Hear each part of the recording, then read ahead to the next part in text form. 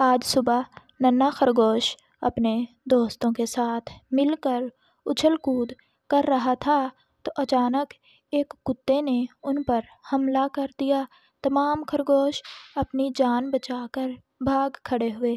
ننھا خرگوش بھی دوڑا لیکن بدقسمتی سے کتا اس کے پیچھے لگ گیا۔ جان بچانے کی خاطر اس نے اپنی تمام توانائی صرف کر ڈالی اور بالآخر ایک درخت کے پاس جا کر چھپ گیا۔ تھوڑی دیر کے بعد اس نے ارد گرد کا جائزہ لیا تو خود کو ایک اجنبی جگہ میں دیکھ کر پریشان ہو گیا۔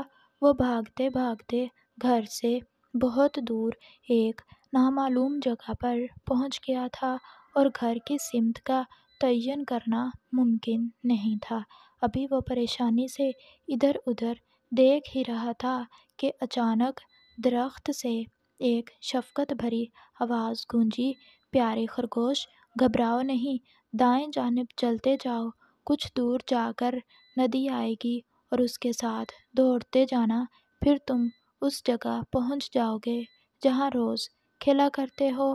ننھے خرگوش نے درخت کا شکریہ ادا کیا اور بتائی ہوئی سمت کی طرف چل پڑا، لیکن ابھی وہ تھوڑا آگے گیا ہی تھا کہ اسے شرارتی بلیاں کھیلتی نظر آئیں۔ ننھے خرگوش کی ہم عمر ایک بلی بولی، بھولے خرگوش، آؤ ہمارے ساتھ کھیلو۔ اس نے انکار کرتے ہوئے اپنی پریشانی بیان کی، جس پر چھوٹی بلی بولی، جس راستے پر تم جا رہے ہو وہ بہت خطرناک ہے، اس راہ پہ خوفناک کتوں سے بچنا ممکن نہیں، آؤ میں تمہیں ایک آسان اور قریبی راستہ بتاتی ہوں۔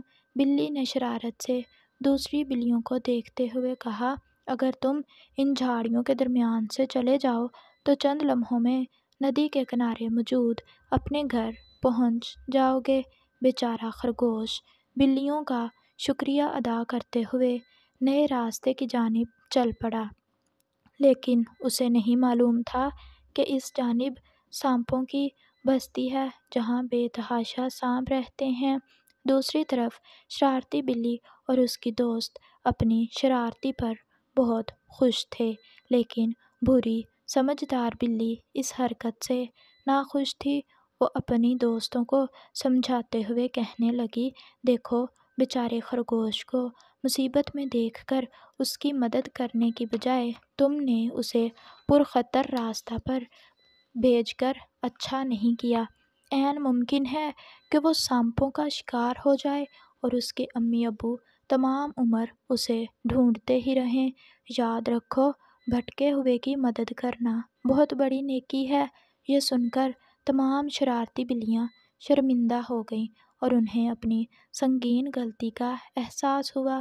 بھوری بلی کے مزید قائل کرنے پر بلیوں کی یہ ٹولی ننھے خرگوش کو ناگہانی مصیبت سے بچانے کے لیے چل پڑی۔ ذرا ہی دور انہیں خرگوش ڈرا سہما ہوا مل گیا۔ بھوری بلی نے اسے دلاسا دیا اور کہا، ہمیں معاف کرنا، یہ تمہاری منزل کی جانب راستہ نہیں جاتا، آؤ ہم تمہیں تمہارے گھر تک چھوڑ آئیں۔ تمام بلیاں خرگوش کو لے کر اس کے گھر کے پاس پہنچ گئیں۔